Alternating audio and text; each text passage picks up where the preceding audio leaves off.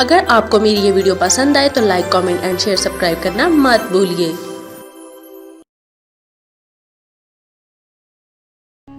شیر خوارزم کی اگلی ایپیسوڈ کی طرف بڑھتے ہیں۔ اگلے صفحات میں ان واقعات کو تفصیل کے ساتھ پیش کیا جا رہا ہے، مگر انہیں پڑھتے ہوئے یہ نہ بھولیے گا کہ حق تعالی شان نہ کہ انصاف سے یہ بعید ہے وہ صرف ایک حکمران کی لغزش یا جرائم کے بدلے پوری قوم کو برباد کر دے۔ اس میں کوئی شک نہیں کہ محمد خوارزم شاہ کی کوتاہیاں اور اس کی کمزوریاں اس عظیم حادثے کے رونما ہونے کا اہم سبب تھی۔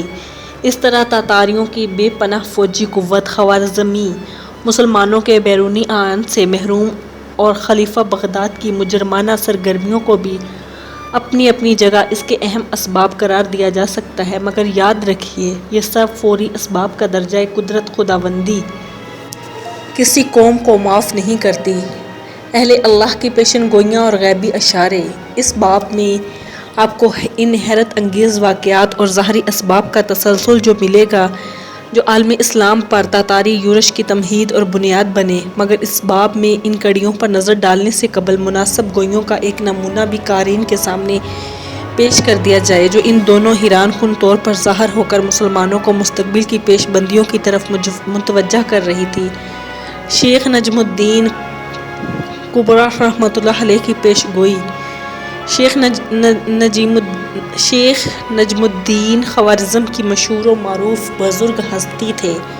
صوفیہ کرام میں آپ کا مقابلہ اور مقام بہت بلند تھا۔ آپ کے تربیت یافتہ افراد اصلاح و تقویٰ، مجاہد و ریاضت اور صفائے ظاہر و باطن میں اپنے عہد کے آفتاب معرفت اور ماہتاب ہدایت تھے۔ امام فخر الدین رازی رحمۃ اللہ علیہ، شیخ باخرزی رحمۃ اللہ علیہ اور بہاد الدین والد رحمۃ اللہ علیہ جیسے ستارے آپ کے دامن میں تھے۔ آپ کے خلفاء میں شیخ مجد الدین بڑا پرتاثیر واعظ کہا کرتا تھے۔ خوارزمی دارالحکومت اور گنج میں ان کی مجلس عرفان و ایقان کا سرچشمہ تھی۔ لوگ دور دور سے اس مجلس میں شریک ہو کر اپنے گناہوں سے توبہ کرنے اور اپنے نفس کی اصلاح کے لیے آتے تھے۔ سلطان علال الدین محمد کی والدہ ملکہ ترکان خاتون بھی اس مجلس میں شریک ہوتی تھی اور اسے شیخ مجد الدین سے بڑی عقیدت ہو چکی تھی۔ کسی بد فطرت نے سلطان سے یہ شکایت کی کہ آپ کی والدہ کا شیخ مجد الدین کے ہاں بکثرت آنا جانا خدشے سے خالی نہیں، شاید شیخ مجد الدین آپ کی والدہ سے نکاح کرنا چاہتے ہیں۔ سلطان اس بہتان پر یقین کر بیٹھا اور مشتعل ہو کر شیخ مجد الدین کو دریا میں غرق کرنے کا حکم دے دیا۔ انتہائی طیش میں جاری کردہ اس حکم پر فوری عمل درآمد ہوا اور شیخ مجد الدین کو دریائے برد کر دیا گیا۔ چند ساعت بعد جب سلطان کا غصہ فروغ ہوا تو اپنی جلد بازی پر بڑا پریشان ہوا۔ اس وقت ایک طباخ جواہرات سے پر کر کے اس پر تلوار اور کفن رکھ کر شیخ نجم الدین کبرا کی خانقاہ میں حاضر ہوا اور درخواست کی، یا تو خون بہا میں یہ دولت قبول کر کے میرے جرم عظیم سے درگزر کریں یا یہ تلوار لے کر میرا سر قصاص میں قلم کر دیں۔ شیخ نجم الدین نے جلال میں آ کر جواب دیا، کان ذالک فی الکتاب مستورا، یہ بات لوح محفوظ میں لکھی جا چکی ہے۔ مجد الدین کا خون بہایا زر و جواہر نہیں بلکہ اس کا خون بہا تیری پوری سلطنت اور خود تیرا سر ہے۔ یہی نہیں بلکہ میرا سر بھی قلم ہوگا اور بے شمار بندگان خدا کے سر قلم ہونے والے ہیں۔ تاریخ بتاتی ہے کہ تاتاری حملے کی جانب اشارہ کنا ان الہامی الفاظ پر مشتمل یہ پیش گوئی حرف بحرف پوری ہوئی۔ اس موقع پر ہمیں اپنے ملک میں جامعہ حفصہ کی معصوم طالبات کے بہیمانہ قتل عام اور اس سے قبل و بعد بڑے بڑے علماء و مشائخ کی شہادتوں پر نگاہ ڈال لینی چاہیے کہ جرائم پیشہ یا جرائم شیخ مجد الدین کے قتل سے کم تو نہیں۔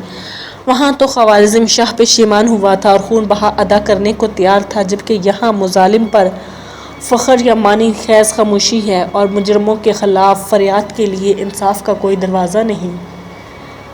سید مرتضیٰ شاہ دیاخی کا ارشاد۔ شاہ دیاخ کے بزرگ سید مرتضیٰ کا قول ہے، گزشتہ صفحات میں اب پڑھ چکے ہیں کہ انہوں نے ترکان خطا کی شکست کے بعد فرمایا تھا، ہماری سلامتی کے لیے ترکان خطا کا وجود ضروری تھا۔ یہ سخت جان کم ہمارے اور منگولیا کے درندوں کے درمیان حائل رہی ہے۔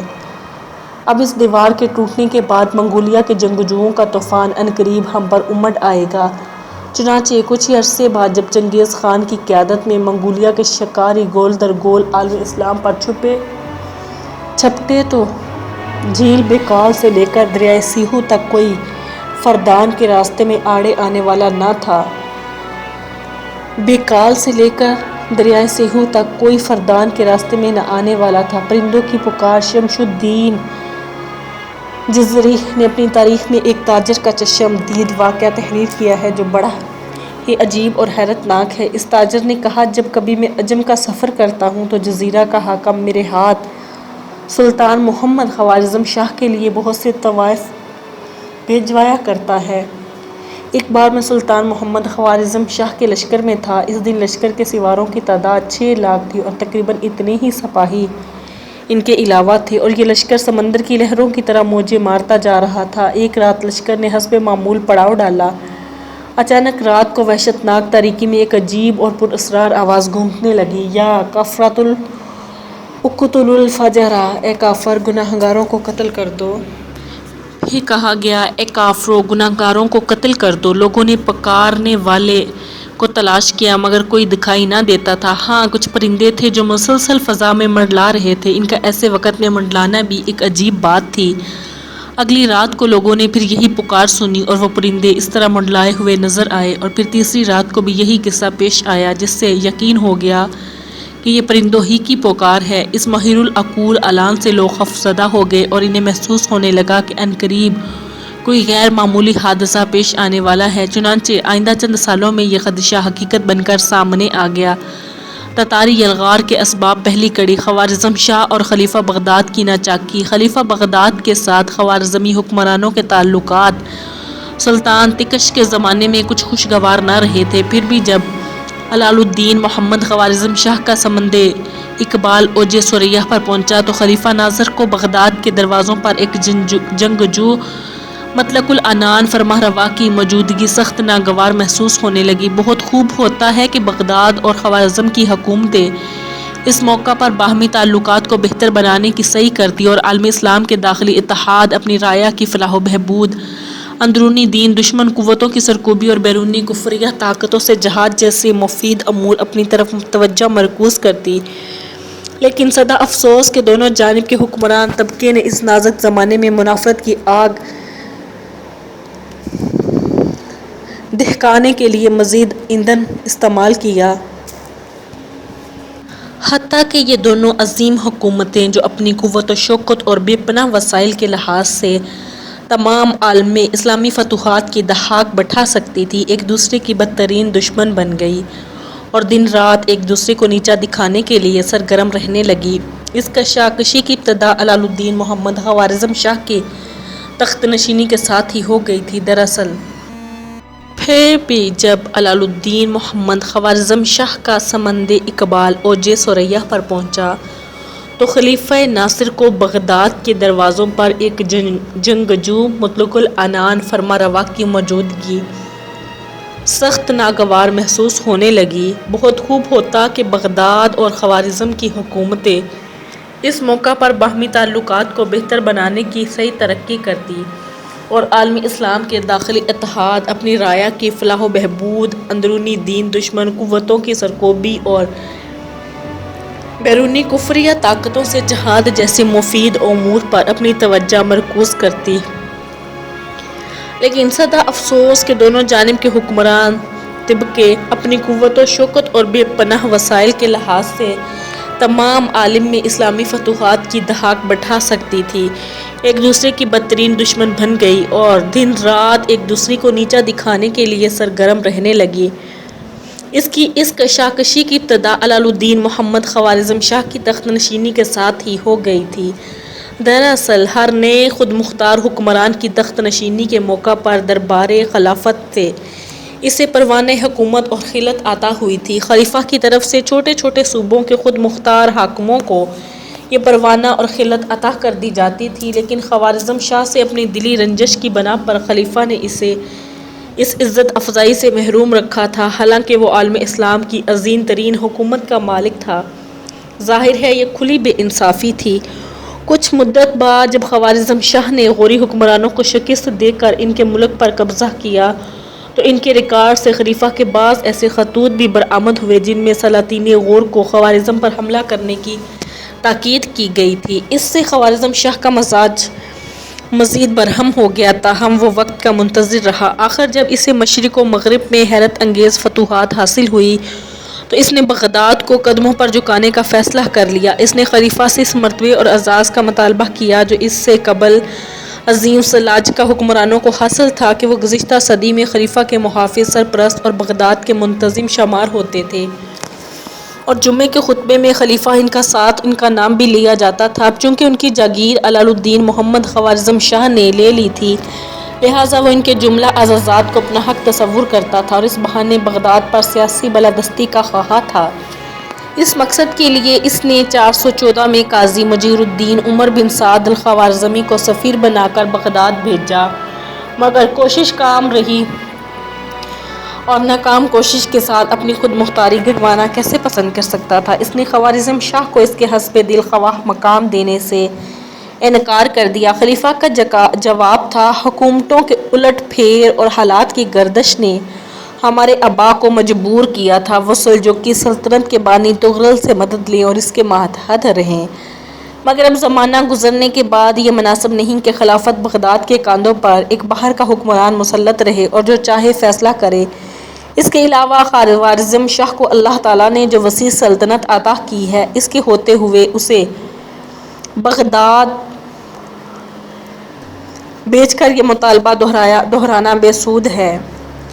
شیخ شہاب الدین سہروردی رحمۃ اللہ علیہ کی آمد۔ جب قاضی مجیر الدین آخری دورے سے واپس ہونے لگے تو خلیفہ نے عالم اسلام کے نامور بزرگ حضرت شیخ شہاب الدین سہروردی رحمۃ اللہ علیہ کو، جو کہ بغداد میں سکون پذیر تھے، اپنا سفیر بنا کر قاضی صاحب کی معیت میں خوارزم روانہ کر دیا تاکہ وہ خوارزم شاہ کو سمجھائیں۔ شیخ شہاب الدین سہروردی رحمۃ اللہ علیہ جیسی عظیم المرتبت ہستی خوارزم شاہ کے ہاں بھی محترم تھی، اس لیے امید کی جا سکتی تھی کہ خوارزم شاہ مثبت غور و فکر پر آمادہ ہو جائے گا۔ شیخ شہاب الدین سہروردی، شیخ عبد القادر جیلانی بغدادی رحمۃ اللہ علیہ کے فیض یافتہ اور شیخ سعدی شیرازی رحمۃ اللہ علیہ اور شیخ بہادالدین ذکریہ ملتانی جیسے ممتاز مشائخ کے مصلح و مربی تھے۔ عرب و عجم کے لوگ انہیں روحانی پیشوا مانتے تھے۔ ان کا چہرہ یاد الہی کے انوارات سے روشن اور دل امت مسلمہ کی خیر خواہی سے لبریز تھا۔ اپنے مشرب کے لحاظ سے وہ ایک متوکل و مستغنی مرد کلندر تھے۔ ان کی نگاہ میں خوارزم اور بغداد کے مفادات یکساں تھے۔ اس وقت وہ فقط ایسا تنازع ختم کرنے کی غرض سے تشریف لائے تھے جو فریقین کے لیے یکساں مضر تھی۔ شیخ شہاب الدین سہروردی رحمۃ اللہ علیہ خوارزم شاہ کے پڑاؤ میں پہنچے تو اسے اپنے انتظار میں باہر کھڑا پایا۔ شاہ نے بڑی گرم جوشی اور تواضع انکساری سے ان کا استقبال کیا۔ ملاقات کا وقت ہوا تو شیخ کو خوارزم شاہ کے خیمے میں جانے کے لیے جانب لے جایا گیا۔ شیخ کا بیان ہے، یہ ایک عظیم الشان خیمہ تھا۔ ان کی دہلیز ایسی تھی کہ اس کی نظیر میں نے دنیا بھر میں کہیں نہیں دیکھی۔ اس کی چادر اطلس کی اور رسیاں ریشم کی تھی۔ دہلیز میں اصفہان، ہمدان اور رے وغیرہ کے حکام عجم اپنی نشستوں پر بیٹھے تھے۔ وہ ہم سے متصل ایک دوسرے خیمے میں گئے، یہاں ماور النہر کے حکام بیٹھے تھے۔ اس کے بعد ہم خوارزم شاہ سے ملے۔ علیک سلیک کے بعد شیخ نے عربی زبان میں گفتگو کا آغاز کیا اور کہا، خلافت مآب کے سفیر کا طریقہ ہے کہ خلیفہ کا پیغام پہنچانے سے قبل حدیث نبوی بیان کرتا ہے۔ خوارزم شاہ نے نہ صرف حدیث بیان کر دی، اجازت دی، بلکہ ادب کے طور پر تخت سے نیچے اتر کر فرش پر دوزانوں بیٹھ گیا۔ اب شیخ رحمۃ اللہ علیہ نے ایک حدیث بیان کی جسے بنو عباس کو ستانے کی ممانعت معلوم ہوئی، پھر ایک مفصل تحریر کی جو منصب خلافت کی اہمیت، بنو عباس کی عظمت، حضور نبی کریم صلی اللہ علیہ وسلم سے ان کی کرامت، اقدس صلی اللہ علیہ وسلم کے کرامت داروں کی توقیر اور موقع کے لحاظ سے دیگر کئی پہلوؤں کا احاطہ کیے ہوئے تھے۔ شیخ نے بنو عباس کی ان خدمات کا ذکر بھی کیا جو کئی صدیوں سے وہ ملت اسلامیہ کی صلاح و فلاح کے لیے انجام دیتے چلے آ رہے تھے۔ خوارزم شاہ بڑے باادب انداز سے شیخ کا کلام سنتا رہا۔ جب شیخ نے بنو عباس کی عزت رسانی سے باز رہنے کے متعلق رسول کریم صلی اللہ علیہ وسلم کے ارشادات بیان فرمائے تو اس موقع پر خوارزم شاہ نے مؤدبانہ انداز میں کہا، حضرت، میں ایک ترک باشندہ ہوں، اور میں ایک ترک باشندہ ہوں، پھر بھی عربی میں آپ کے ارشادات بڑی حد تک سمجھ رہا ہوں۔ شیخ: حاشا اللہ، میں نے تو بنو عباس کی کسی فرد کو کبھی کوئی ایذا نہیں دی، بلکہ اس کے برعکس باوثوق ذرائع سے ہمیں خبر ملی ہے کہ خلیفہ ناصر نے بنو عباس کے معززین کی ایک جماعت کو قید کر رکھا ہے، اور یہ حضرات مدت سے طرح طرح کے تکالیف میں مبتلا ہیں۔ ان کی نسلیں حالت قید و بند میں پیدا ہو رہی ہیں۔ زمانہ مفید ہوگا کہ خلیفۃ ناصر آپ کے یہ ارشادات سماع فرمائے۔ شیخ نے فرمایا، خلیفۃ المسلمین کو منصب خلافت اس لیے تفویض کیا گیا کہ وہ اصلاح معاشرے کی خدمت انجام دیں، لہٰذا جب وہ کسی کو اصلاح کی غرض سے قید و بند کی سزا دیتے ہیں تو اپنا فرض منصبی پورا کرتے ہیں، اس لیے ان پر کوئی الزام عائد نہیں ہو سکتا۔ اس کے بعد شیخ نے خلیفہ کی خوبیاں اور اوصاف تفصیل سے بیان کیے۔ خوارزم شاہ نے کہا، آپ نے جن خصائل کا ابھی تذکرہ کیا ہے، میں تسلیم کرتا ہوں کہ خلیفہ میں یہی خصائل ہونے چاہیے، مگر یہ ایک افسوسناک حقیقت ہے کہ خلیفہ ناصر ان سے بالکل خالی ہے، چنانچہ مجبوراً میں نے خلیفہ ناصر کو معزول کر کے اس کی جگہ ایک ایسے شخص کو منتخب کیا ہے جو ان صفات سے بدرجہ اتم آراستہ ہے۔ میں نے سید علاء الملک ترمذی کو خلیفہ منتخب کیا ہے۔ میرے نزدیک علوی حضرات بنو عباس کی بنسبت خلافت کے زیادہ حقدار ہیں۔ اگرچہ خوارزم شاہ نے شیخ کے ظاہری اکرام میں کوئی کمی نہ کی، جس مقصد کے لیے شیخ اپنا طویل سفر کر آئے تھے وہ پورا نہ ہو سکا۔ گفت و شنید حاصل رہی۔ خوارزم شاہ اپنی ضد کا پکا تھا، مصالحت کا سوال ہی پیدا نہ ہوتا تھا۔ اس واقعے سے خلیفہ کو خوارزم شاہ کے تیوروں کا اندازہ ہو گیا، لہٰذا اس نے خوارزم شاہ کے خلاف سازشوں کو پھیلانے کا کام تیز کر دیا اور اسے فوری نجات کے لیے حسن بن صباح کی بدنام زمانہ جماعت کا تعاون حاصل کر لیا۔ چونکہ سلطان تکش اور جلال الدین محمد نے فدائیوں کی طاقت کو کچلنے میں کوئی کسر نہیں چھوڑی تھی، اس لیے فدائی پہلے ہی خوارزمی حکومت سے نفرت کرتے تھے۔ خلیفہ ناصر نے ان دونوں طاقتوں کو باہمی نفرت سے خوب فائدہ اٹھایا اور باطنیوں کے امام جلال الدین حسن سے، جو قلعہ الموت کا نیا حاکم تھا، تعلقات خوب پختہ کر لیے۔ باطنی اپنی ملحدانہ عقائد کی وجہ سے تمام فقہا کے نزدیک خارج اسلام تھے، مگر جلال الدین حسن نے اپنے عام مسلمانوں کے عقیدے مطابق اسلام قبول کرنے کا اعلان کر دیا تھا۔ اس کی توثیق کے لیے اس نے اپنی والدہ کو ایک قافلے کے ہمراہ حج کے لیے بھیجا۔ جب تمام دنیا اسلام کے قافلے سرزمین حجاز میں جمع ہوئے تو خلیفہ ناصر کی ہدایت پر جلال الدین حسن کا جھنڈا خوارزم شاہی پرتم لہرا رہا تھا۔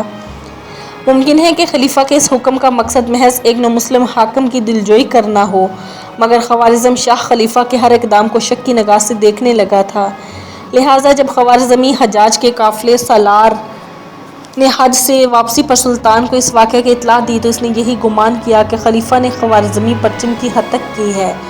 خلیفہ نے باطنی امام کا اعتماد حاصل کرنے کے ساتھ ساتھ اس سے کچھ فدائی طلب کر لیے تھے۔ جلال الدین حسن نے یہ فدائی بھیجتے ہوئے یقین دلایا تھا کہ آپ کے اشارے پر جان دے دیں گے۔ خلیفہ نے انہیں سلطان جلال الدین محمد کے امیر اتابک اغلمش پر حملہ کا ہدف کیا۔ یہ امیر سلطان جلال الدین کے نائب کے طور پر عراق کے نومفتوحہ علاقوں کا حاکم تھا۔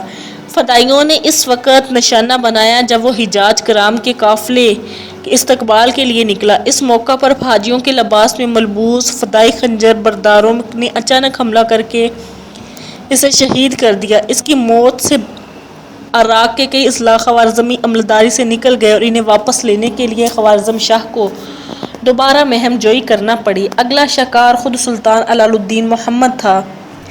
اس پر بھی حملہ کرنے کی کوشش کی گئی، مگر حق تعالیٰ کو خوارزم شاہ کی زندگی منظور تھی، لہٰذا وار خالی گیا۔ نیز سازش کی تفصیلات بھی عیاں ہو گئی۔ خوارزم شاہ کو خلیفہ کے اس بزدلانہ اقدام پر بے حد غصہ آیا، مگر منصب خلافت کے تقدس کا لحاظ کر کے کسی فوری اقدامات سے باز رہا۔